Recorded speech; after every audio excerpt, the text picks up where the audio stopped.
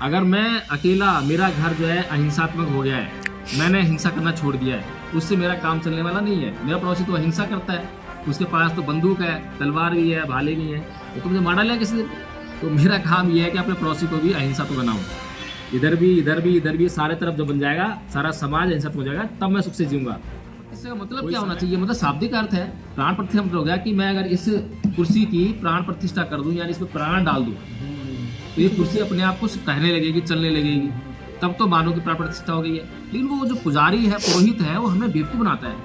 वो कहता है कि अब इसकी प्राण प्रतिष्ठा हो गई है मूर्ति की, अब इसकी तुम पूजा करो, अब जो तुम मांगोगे इससे वो देगी।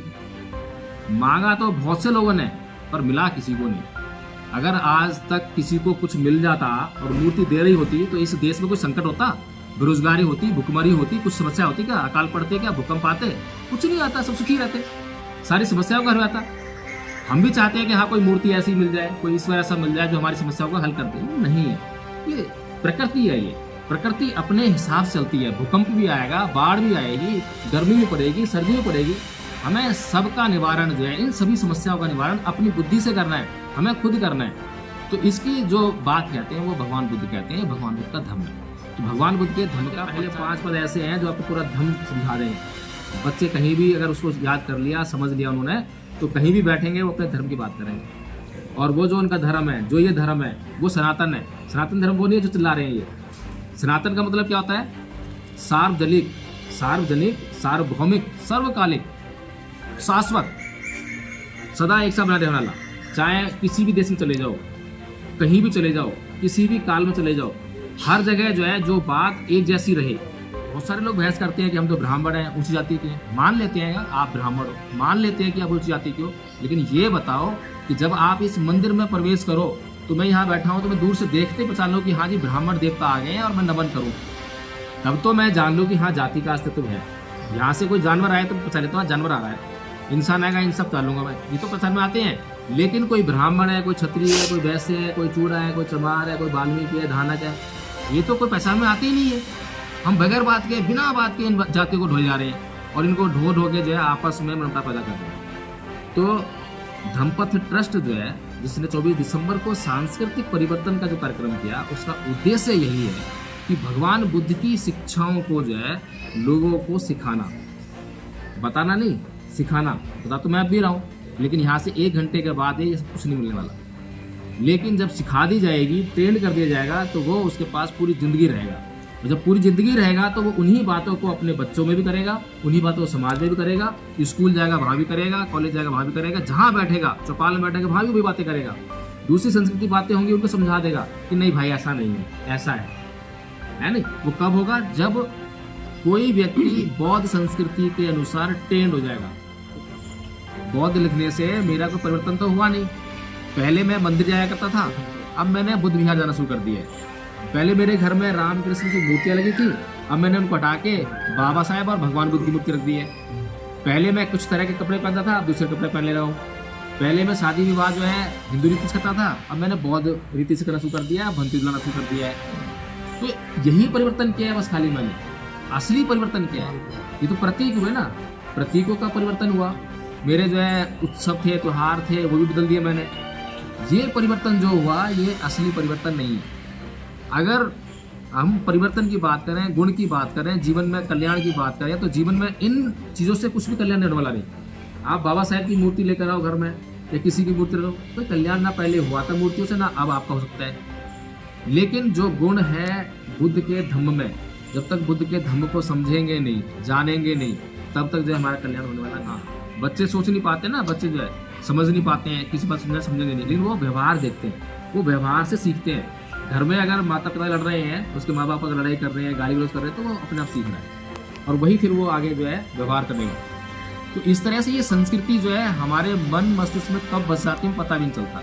इसका एक बड़ा गुण है ये, हमें पता भी नहीं चलता और संस्कृति हमारे दिमाग में हावी हो गई है और हम उसी तरह से व्यवहार कर जाते हैं। तो जो संस्कृति है भेदभाव की, जो संस्कृति है अत्याचार की, जो संस्कृति है लूटपाट की, जो संस्कृति है आपको जो है गुलाम बनाए रखने की, उस संस्कृति को छोड़ने के लिए बाबा साहेब ने कहा। और इस संस्कृति की तरफ आपको जरूरत पड़ेगी। कोई आपको मारने आ रहा है तो अपने आप को बचाने के लिए आपको लड़ाई करनी है। अब इसमें अहिंसा भी है और कायरता भी नहीं है। कायरता क्या हुई कि कोई हमें जो है बिना बात के जलील किया जा रहा है, गालियाँ दिए जा रहा है, मारे जा रहा है, पीटे जा रहा है, अत्याचार किया जा रहा है और हम उसको सहन किए जा रहे हैं। अब तक जो पिछले 5000 सालों का जो इतिहास गिनते हैं हम जो है, और भगवान बुद्ध के बाद विशेष तौर पे जो इस समाज के ऊपर जो अत्याचार हुए उसको उसने ऐसे ही सहन किया। कभी आगे उसके हांडी लटका दी, पीछे झाड़ू बना दिया, उसको भी ढोया जा रहा है। जाति सूचक शब्दों से गाली दी जा रही है, उसको भी ढोया जा रहा है, सहन किया जा रहा है। वो करते आए, वो कायरता थी। भगवान बुद्ध ने तो प्रश्न करने के लिए कहा है। अगर किसी ने आपका अपमान किया, किसी ने गाली दी है, तो आप जो है उससे प्रश्न कीजिए कि भाई मुझे गाली क्यों दी। ज़्यादा कर सकते हैं ना। हो सकता है कि भाई उसने गाली सही दी, गाली भी देना वैसे गलत है, लेकिन हो सकता है गलती मेरी हो इसलिए गाली दी हो। अगर गलती मेरी है और इसलिए गाली दी है तो कम से कम अपनी गलती सुधार लूँ, अगली बार गाली नहीं देगा। दूसरी बात मैं उसको समझा भी दूंगा कि भाई ठीक है मेरी गलती पर गाली मत दे, मैं सुधार लेता हूँ, गाली देना अच्छी बात नहीं। भगवान बुद्ध की जो संस्कृति है वो है ना ही वेरेन वेरानी संबंधित आचरण अवेरेन च समंती ऐस धम्मो सनातनो, यानी कि वैर से कभी वैर शांत नहीं होता। यही सनातन नियम है और पूरी दुनिया में आज तक भगवान बुद्ध की इस बात से किसी ने इनकार नहीं किया। किसी भी धर्म का आदमी हो, इसमें धर्म की कोई बात नहीं है, इंसान के लिए जीने की शर्त है ये। अब ये भगवान बुद्ध संस्कृति है। और दूसरी संस्कृति कौन सी है? हिंदू संस्कृति, जिसके कहा ब्राह्मण संस्कृति। वो क्या कह रही है? साम दाम दंड भेद कुछ भी करो लेकिन अपना कल्याण करो। यानी कि मैं अपने भाई की गर्दन काट लूँ, अपने भाई के यहाँ चोरी कर लूँ, डाका डालूँ, कुछ भी करूँ, लेकिन अपनी संपत्ति पर ध्यान दूँ। स्वार्थ की संस्कृति है, हिंसा की संस्कृति है। और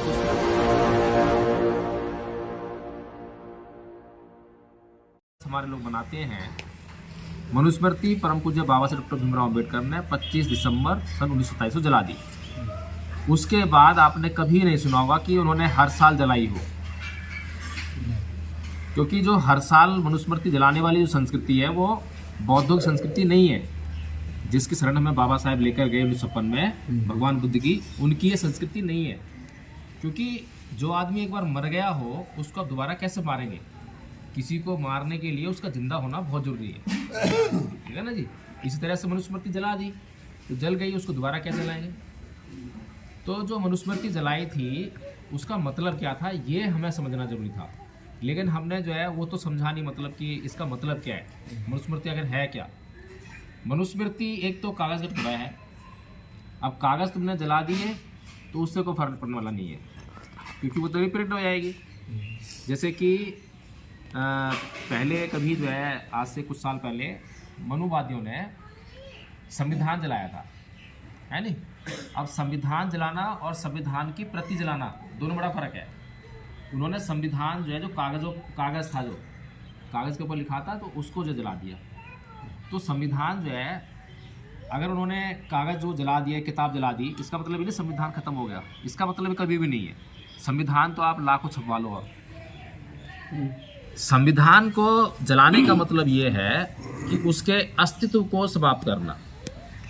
संविधान के अंदर जो बातें हैं, जो हमारे लिए उसमें मूल अधिकार हैं, जो एक राज्य को जो दिशा निर्देश दिए गए हैं कि भाई तुम्हें अपने लोगों की भलाई के लिए ये काम करने चाहिए, जब वो निर्देश फॉलो नहीं होते हैं तब मतलब होता है कि हाँ संविधान जो है नष्ट किया जा रहा है, संविधान जलाया जा रहा है। इसी तरह से जो मनुस्मृति जो जलाई थी, मनुस्मृति को जलाने का मतलब ये था कि मनुस्मृति के अंदर जो बातें हैं वो हमारा अहित कर रही हैं, हमारा नुकसान कर रही हैं, हमारा कुछ से कोई भला नहीं हो रहा। तो उनको जलाने का मतलब ये था कि उन बातों से मैं पीछे छुड़ाना है। लेकिन 1927 के बाद और आज 2024 लग गया है, शुरू हो गया है, अब तक हम जो है इन बातों को नहीं समझ पाए कि हम जो है मनुस्मृति को कैसे छोड़ें, कैसे जलाएं। इसीलिए हमने जो है पहली बार अम्बेडकरवादियों को समझाने के लिए, बताने के लिए कि हमें सांस्कृतिक परिवर्तन करना है। बाबा साहेब डॉक्टर भीमराव अम्बेडकर ने यही हमें बताया कि इस देश में दो संस्कृतियों का युद्ध चल रहा है। दो संस्कृतियों का, संस्कृति है, संस्कृति जो है जो हमारे जीवन को चलाती है। हमारा अभी जीवन जो चल रहा है, यानी कि हमारी कैसी आदतें हैं, वो संस्कृति है। हम कैसे खाते हैं, कैसा उड़ते हैं, कैसा पहनते हैं, क्या परंपराएं हैं, क्या रीति रिवाज हैं, क्या प्रतीक है, ये सब मिला के संस्कृति बनती है। तो बाबा साहब कहते हैं कि इस देश में दो संस्कृतियां हैं जिनके बीच में लगातार युद्ध चल रहा है, बहुत पुराना युद्ध है।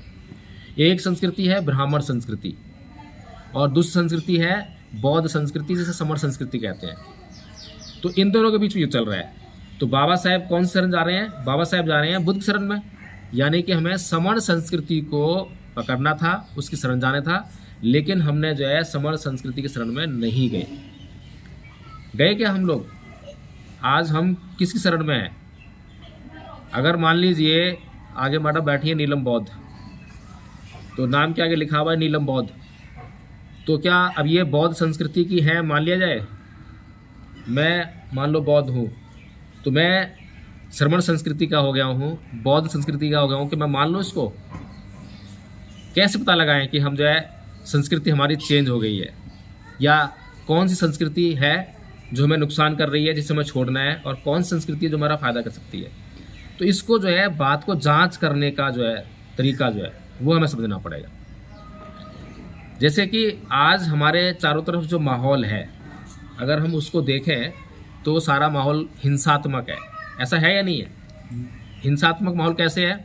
यानी कि आप किसी भी व्यक्ति को दो बातें कह दो, या छोटी सी आपने गाली दे दी, तो पलट कर आपको गाली देगा, आपसे झगड़ा करेगा, आपसे मारपीट करेगा। ये व्यवहार है हमारा। ये जो संस्कृति है, ये कौन संस्कृति है? ये है ईंट का जवाब पत्थर से देने की संस्कृति। ईंट का जवाब पत्थर से देने की संस्कृति। अब बताइए कि अगर आपने कभी ईंट का जवाब पत्थर से दिया हो तो झगड़ा शांत हो गया है? आदमी सही समझ गया वो? कभी नहीं। भगवान बुद्ध की जो संस्कृति है वो है ना ही वेरेन वेरानी संबंधित आचरण अवेरेन च समंती ऐस धम्मो सनातनो, यानी कि वैर से कभी वैर शांत नहीं होता। यही सनातन नियम है। और पूरी दुनिया में आज तक भगवान बुद्ध की इस बात से किसी ने इनकार नहीं किया, किसी भी धर्म का आदमी हो। इसमें धर्म की कोई बात नहीं है, इंसान के लिए जीने की शर्त है ये। अब ये भगवान बुद्ध संस्कृति है। और दूसरी संस्कृति कौन सी है? हिंदू संस्कृति, जिसके कहा ब्राह्मण संस्कृति। वो क्या कह रही है? साम दाम दंड भेद कुछ भी करो, लेकिन अपना कल्याण करो। यानी कि मैं अपने भाई की गर्दन काट लूँ, अपने भाई के यहाँ चोरी कर लूँ, डाका डालूँ, कुछ भी करूँ, लेकिन अपनी संपदा पर ध्यान दूँ। स्वार्थ की संस्कृति है, हिंसा की संस्कृति है।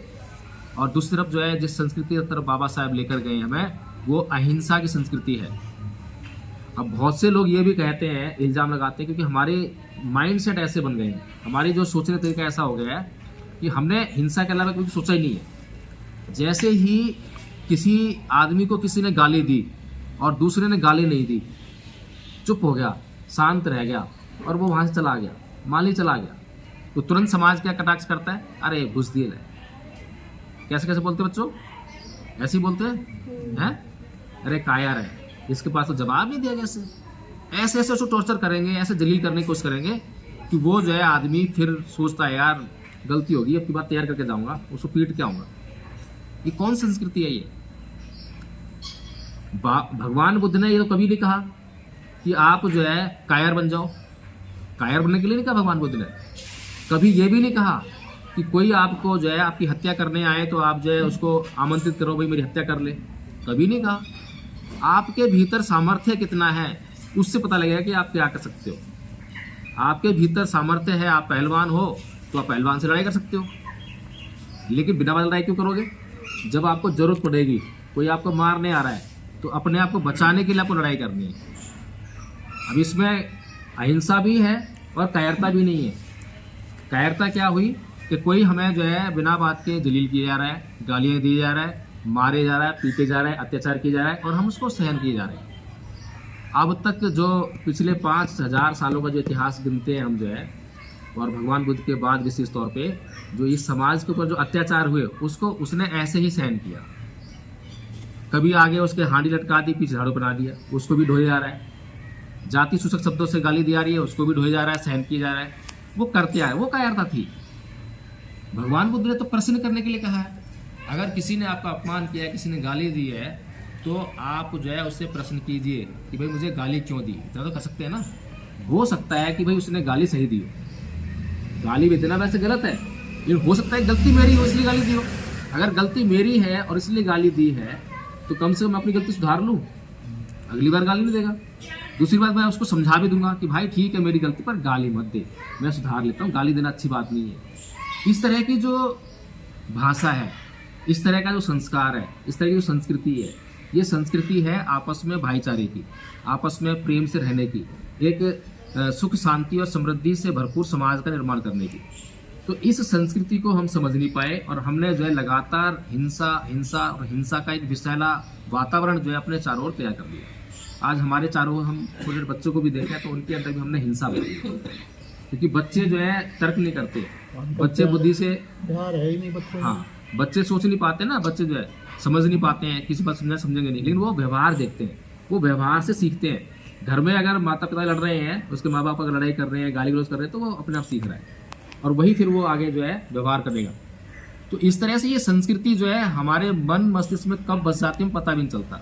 इसका एक बड़ा गुण है, ये हमें पता भी नहीं चलता और संस्कृति हमारे दिमाग में हावी हो गई है और हम उसी तरह से व्यवहार कर जा रहे हैं। तो जो संस्कृति है भेदभाव की, जो संस्कृति है अत्याचार की, जो संस्कृति है लूटपाट की, जो संस्कृति है आपको जो है गुलाम बनाए रखने की, उस संस्कृति को छोड़ने के लिए बाबा साहेब ने कहा और इस संस्कृति की तरफ बढ़ने के लिए कहा। लेकिन समस्या बहुत भारी हो गई।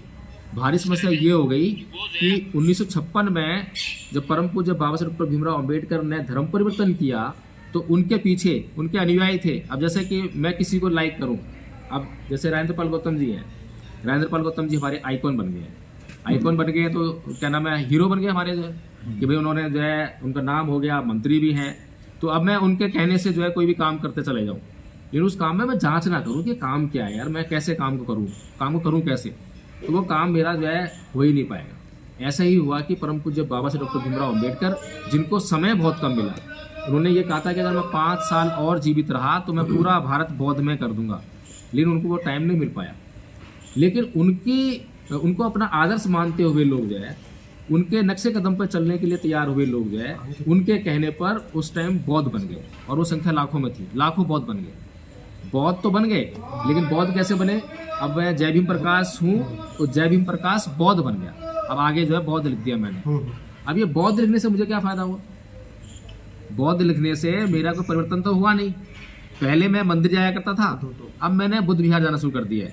पहले मेरे घर में राम कृष्ण की मूर्तियां लगी थी, अब मैंने उनको हटा के बाबा साहेब और भगवान बुद्ध की मूर्ति रख दी है। पहले मैं कुछ तरह के कपड़े पहनता था, अब दूसरे कपड़े पहनने लगा हूँ। पहले मैं शादी विवाह जो है हिंदू रीति से करता था, अब मैंने बौद्ध रीति से करना शुरू कर दिया, भंती बुलाना शुरू कर दिया है। तो यही परिवर्तन किया है बस खाली मैंने। असली परिवर्तन क्या है? ये तो प्रतीक हुए ना, प्रतीकों का परिवर्तन हुआ। मेरे जो है उत्सव थे, त्योहार थे, वो भी बदल दिए मैंने। ये परिवर्तन जो हुआ ये असली परिवर्तन नहीं है। अगर हम परिवर्तन की बात करें, गुण की बात करें, जीवन में कल्याण की बात करें, तो जीवन में इन चीज़ों से कुछ भी कल्याण होने वाला नहीं। आप बाबा साहेब की मूर्ति लेकर आओ घर में या किसी की मूर्ति लगाओ, कोई कल्याण ना पहले हुआ था मूर्तियों से, ना अब आपका हो सकता है। लेकिन जो गुण है बुद्ध के धम्म में, जब तक बुद्ध के धम्म को समझेंगे नहीं, जानेंगे नहीं, तब तक जो हमारा कल्याण होने वाला नहीं है। तो ये आज जो हमारे जितने भी बौद्ध लोग हैं, तो वैसे तो जिन लोगों ने इस कारवां को आगे बढ़ाने के लिए काम किया, इनको नमन करना चाहिए, उनका आभार प्रकट करना चाहिए कि कम से कम कारवां को यहाँ पे लेकर आए। अब यदि हमारे अंदर ये समझ पैदा हुई है कि हमें इस काम को और तरीके से, अच्छे तरीके से कर सकते हैं, तो हमें उस तरीके करना चाहिए। तो इस तरह से जो है हम लोगों ने अध्ययन किया बौद्ध धर्म का अच्छी तरह से, सटीकता से, और हमने ये जाना, सोचा कि हमारे जो है आसपास चर्चाएँ होती हैं। हमारे चर्चा के जो क्षेत्र हैं, एक तो सबसे बड़ा माध्यम टीवी का है। टीवी आपके पास कब्जे में नहीं है, तो टीवी को तो आप कुछ कर ही नहीं सकते हो। लेकिन जैसे कि आपके स्कूल कॉलेज हैं, अब स्कूल कॉलेज में हमारे बच्चे जाते हैं तो वो उसी संस्कृति को ओढ़ कर आते हैं, वहाँ से उसी में सराबोर होकर आते हैं। तो घर में भी अगर आप बौद्ध धर्म की कोई रीति चला रहे हो, कोई परंपरा कर रहे हो, तो कुछ दिनों बाद आप देखोगे कि आपके ही बच्चे आपका विरोध करने लगते हैं। वो आपके बच्चे विरोध क्यों कर रहे हैं? क्योंकि वहाँ कॉन्फ्लिक्ट ऑफ इंटरेस्ट हो जाता है कि बच्चे जब स्कूल जा रहे हैं, कॉलेज जा रहे हैं, तो उनका एक मित्र मंडली बन जाती है, फ्रेंड सर्कल। अब उनके फ्रेंड सर्कल में अधिकतम लोग वो हैं जो ईश्वर में विश्वास करने वाले लोग हैं, हिंदू पद्धति से काम करने वाले लोग हैं। अब जब वो ये बातें करता है तो वहाँ पे जो है कॉन्फ्लिक्ट आता है, मनमुटाव आता है। तो इस तरह से वो मनमुटाव जो है घर पे भी आता है, फिर आपका विरोध शुरू होने लगता है, क्योंकि अब उसको जो अपनी मित्र मंडली पसंद है, मित्र के साथ घूमना है, फिरना है, सारे काम वहाँ करने हैं। तो इस तरह से जो है हमारे बच्चे को हमने ये तैयार ही नहीं किया कि बच्चा जो है बड़े शालीनता से, आराम से अपनी बातों को अपने मित्रों को समझा सके कि देखो भाई, जो मैं कह रहा हूँ वो तुम्हारे लिए भी नुकसानदायक नहीं, मेरे लिए नुकसानदायक नहीं है, लेकिन जो तुम कह रहे हो वो तुम्हारे लिए भी नुकसानदायक है, मेरे लिए भी नुकसानदायक है। बुद्ध के धम्म में कोई ऐसी बात है ही नहीं कि जिसको कोई इनकार कर सके। अभी मैंने एक गाथा बताई कि बैर से कभी बैर शांत नहीं होता। अब बताइए इसकी ज़रूरत किसको नहीं है? अगर हमारे बच्चों को यही बातें पता हो तो जाके अपने मित्रों के बीच में यही बातें करेंगे और उनको भी अच्छा लगेगा। बुद्ध के बारे अच्छी बताएंगे तो वो अच्छी लगेगी। बुद्ध से किसी ने इनकार नहीं किया। आज जो हमारे समाज में झगड़े की जड़ है, वो जड़ क्या है कि हम लोग जो है वर्ग भेद पैदा कर रहे हैं। जैसे कि हमने कहा भाई मूल निवासी संघ, शब्द सुना है ना, मूल निवासी संघ। अब मूल निवासी संघ का जो कंसेप्ट है वो क्या है कि हम यहाँ के मूल निवासी हैं, तो भाई दूसरे कौन है? दूसरे मूल निवासी नहीं है। ये एक ऐतिहासिक तथ्य है, स्वीकार करना चाहिए कि हाँ ठीक है कि एक वर्ग जो है ये मूल निवासी है, यहीं पे पैदा हुआ है, यहीं पे बढ़ा है, इसकी सारी जो जनरेशन है यहीं पे सब नजदीक की है। लेकिन इसका मतलब ये नहीं है कि जो लोग बाहर से आए हैं हम उनका अपमान करना शुरू कर दें, उनसे घृणा शुरू कर दें, उनसे रहना शुरू कर दें। इससे क्या होने वाला है? क्या वो अब बाहर चले आएंगे देश छोड़कर? नहीं जाने वाले, रहना इसी देश में। जब उनको भी इसी देश में रहना है, मुसलमान भी जो है बाहर से आए थे वो भी आज देश में रह रहे हैं, उनको भी इसी देश में रहना है। बाहर तो नहीं भगा सकते ना। जब बाहर नहीं भगा सकते तो हमें जो है आपस में एक ऐसा सामाजिक माहौल तैयार करना पड़ेगा जो सुख शांति और समृद्धि को पैदा करने वाला है। इसी तरह से और भी कंसेप्ट हैं। अम्बेडकरवाद को जो है आज बहुत घृणित बना दिया है, इसी बड़ा कारण दिया। दूसरा समाज जो है हमारी बात को समझेगा जब हम उसको अच्छी तरह से समझाएंगे, अच्छी तरह से बात करेंगे। लेकिन अगर हम खुद ही जातिवादी हो रहे हैं, जब हमने खुद ही अपने आप को जाटव कह लिया, चमार कह लिया, वाल्मीकि कह लिया, तो दूसरा तो वो सालों से घृणा करते आया हमारे से, जो है हमने तो उसको और घृणा करने का मौका दे दिया। बाबा साहब ने इसीलिए जो है एक महासमुद्र बनाकर जो है उसमें सभी नदियों का जैसे प्रवेश हो जाता है और समुद्र में सारी नदियों का जो अस्तित्व है वो मिट जाता है और फिर वो समुद्र कहलाता है। इसी तरह से बौद्ध धर्म की शरण हमें दी कि जितनी भी जातियों में आप लोग बटे हुए हो, बहुत सारी जातियाँ ना, 7,643, हाँ जितनी भी है इतनी सारी जातियाँ हैं। अब ये जातियों का मतलब नहीं है, प्राकृतिक रूप से देखें तो जातियों को कोई मतलब ही नहीं है। किसी को पहचान दिखाओ आप यहाँ जितने लोग बैठे हो, मुझे नहीं मालूम कौन जाति से हो, लेकिन जब आपसे पूछूंगा तब आप बताओगे कि मैं इस जाति से हूँ। अब बताइए जाति का मतलब क्या हुआ? बहुत सारे लोग बहस करते हैं कि हम तो ब्राह्मण हैं, ऊंची जाति के हैं। मान लेते हैं आप ब्राह्मण हो, मान लेते हैं कि आप ऊंची जाति के हो, लेकिन ये बताओ कि जब आप इस मंदिर में प्रवेश करो तो मैं यहाँ बैठा हूँ तो मैं दूर से देखते ही पहचान लूँ कि हाँ जी ब्राह्मण देवता आ गए हैं और मैं नमन करूँ, तब तो मैं जान लूँ कि हाँ जाति का अस्तित्व है। यहाँ से कोई जानवर आए तो पहचान लेता हूँ जानवर आ रहा है, इंसान आएगा इन सब पहचान लूंगा मैं, ये तो पहचान में आते हैं। लेकिन कोई ब्राह्मण है, कोई क्षत्रिय है, कोई वैश्य है, कोई चूड़ा है, कोई चमार है, कोई वाल्मीकि है, धानक है, ये तो कोई पहचान में आते ही नहीं है। हम बगैर बात के, बिना बात के इन जातियों को ढोए जा रहे हैं और इनको ढो के जो है आपस में मनमुटाव पैदा कर रहे हैं। तो धम्मपथ ट्रस्ट जो है, जिसने 24 दिसंबर को सांस्कृतिक परिवर्तन का जो कार्यक्रम किया, उसका उद्देश्य यही है कि भगवान बुद्ध की शिक्षाओं को जो है लोगों को सिखाना, बताना नहीं, सिखाना। बता तो मैं अब भी रहा हूँ, लेकिन यहाँ से 1 घंटे के बाद ये सब कुछ नहीं मिलने वाला। लेकिन जब सिखा दी जाएगी, ट्रेंड कर दिया जाएगा, तो वो उसके पास पूरी ज़िंदगी रहेगा। और जब पूरी ज़िंदगी रहेगा तो वो उन्हीं बातों को अपने बच्चों में भी करेगा, उन्हीं बातों को समाज में भी करेगा, स्कूल जाएगा वहाँ भी करेगा, कॉलेज जाएगा वहाँ भी करेगा, जहाँ बैठेगा, चौपाल में बैठेगा वहाँ भी वही बातें करेगा। दूसरी संस्कृति बातें होंगी उनको समझा देगा कि नहीं भाई ऐसा नहीं है, ऐसा है नहीं। वो कब होगा? जब कोई व्यक्ति बौद्ध संस्कृति के अनुसार ट्रेंड हो जाएगा। तो धम्मपथ ट्रस्ट ने जो है 3 साल का कोर्स बनाया। 3 साल के कोर्स में प्रथम वर्ष का कोर्स बनाया, पहले साल का कोर्स, बहुत छोटा सा नॉमिनल कोर्स दिखा बेटा पर्चा। ये हमारे बीच में 2 आचार्य बैठे हैं प्रथम वर्ष के। ये पारुल है, जो कि छोटी लड़की है। ये पूरा कोर्स जो है 4 पेज का कोर्स है। ये इसने याद कर लिया है। वो हिमांशी बैठी है, उसने कोर्स याद कर लिया है। और इनको जो है 24 दिसंबर को राजेंद्रपाल जी के हाथों से ही प्रमाण पत्र भी इनको दिलवाए। और ऐसे नहीं दिलवाए हैं, बाकायदा परीक्षा हुई है। धम्मपथ ट्रस्ट जो है, जो आचार्य हैं जो धम्मपथ ट्रस्ट के 5 आचार्यों का बोर्ड बनता है और फिर वो परीक्षा लेते हैं कि ये कोर्स जो अच्छी तरह याद है, इसकी हिंदी याद है, इसे बताना आता है, तब जाके उसको जो हम क्वालिफाई करते हैं कि हाँ ये प्रथम वर्ष का आचार्य है। इसीलिए हमने आचार्य बनाया है कि अब आचार्य तो बन गए हैं बच्चे, लेकिन अब ये आगे सिखाने का भी काम करेंगे। आचार्य मतलब होता है ना टीचर। टीचर मतलब क्या होता है? टीचर मतलब होता है जो दूसरों को सिखा सके। हाँ गुरु।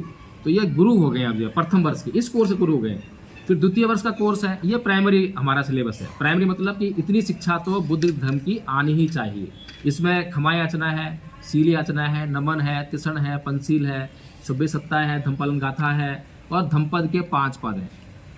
अब इतना अगर सिलेबस हमारे बच्चों को याद होगा, धम्मपद के पहले 5 पद ऐसे हैं जो आपको पूरा धम्म समझा देंगे। बच्चे कहीं भी अगर उसको याद कर लिया, समझ लिया उन्होंने, तो कहीं भी बैठेंगे वो अपने धर्म की बात करेंगे। और वो जो उनका धर्म है, जो ये धर्म है, वो सनातन है। सनातन धर्म वो नहीं है जो चिल्ला रहे हैं ये। सनातन का मतलब क्या होता है? सार्वजनिक, सार्वजनिक, सार्वभौमिक, सर्वकालिक, शाश्वत, सदा एक सा बना रहने वाला। चाहे किसी भी देश में चले जाओ, कहीं भी चले जाओ, किसी भी काल में चले जाओ, हर जगह जो है जो बात एक जैसी रहे, ठीक है ना। तो सनातन क्या हुआ? जो हमेशा एक जैसा बना रहे। तो बुद्ध ने जो बात कही, बुद्ध ने कही ना ही वीरेन वीरानी समंति दाचनंग अवीरेन च समंति ऐस धमो सनातनो। तो ये बात सनातन है, ये कभी बदलती नहीं है। आप कहीं भी चले जाओ, रूस में चले जाओ, आज युद्ध चल रहा है ना, रूस और यूक्रेन में युद्ध चल रहा है, उनसे पूछो कि भाई बुद्ध ने ये कहा है, क्या गलत कहा है? नहीं जी, सही कहा है। वो इनकार नहीं कर सकता। किसी मुसलमान से पूछो, वो भी यही कहेगा कि हाँ ये बात सही है। तो ये बात सनातन हुई ना। बुद्ध ने कहा अकोछी मंग अवधि मंग अजीनी मंग आहासी में ये चतंग उपनहंती बेरंग तेसंग न सम्मति, कि उसने मुझे मारा, उसने मुझे पीटा, उसने मेरा सब कुछ छीन लिया, उसने मुझे जीत लिया। जो इस प्रकार की बातों को अपने मन में बनाए रखता है, उसका वैर कभी शांत नहीं होता। बताइए कौन इनकार करेगा इस बात से? कोई मुसलमान हो, ईसाई हो, करके दिखाए इनकार। अमेरिका में चले जाओ, वहां के लोग पूछो, कहेंगे जी बिल्कुल ठीक बात है, तो सही बात है। तो बुद्ध ने एक एक बात जो कही है, अपना पक्ष रखते हुए नहीं कहा कि मुझे बड़ा बनना है इसलिए मैं कोई बात कहूं, या मेरा समुदाय बनाना है, या मेरा धर्म बनाना है। मनुष्य के कल्याण के लिए, जो भी मनुष्य है उसका कल्याण होगा ही होगा। और जो मनुष्य नहीं है, जो मुसलमान है, वो तो इनकार ही कर देगा। ये तो बुद्धों की बात है। अब बुद्धों की बात है, मत मान, नहीं माने तो क्या करेगा? घर में कलेश होगा। घर में बीवी ने जरा सी कुछ कह दी, जरा सी बात जो है, जब पति ने कुछ कह दी तो बीवी नाराज हो गई।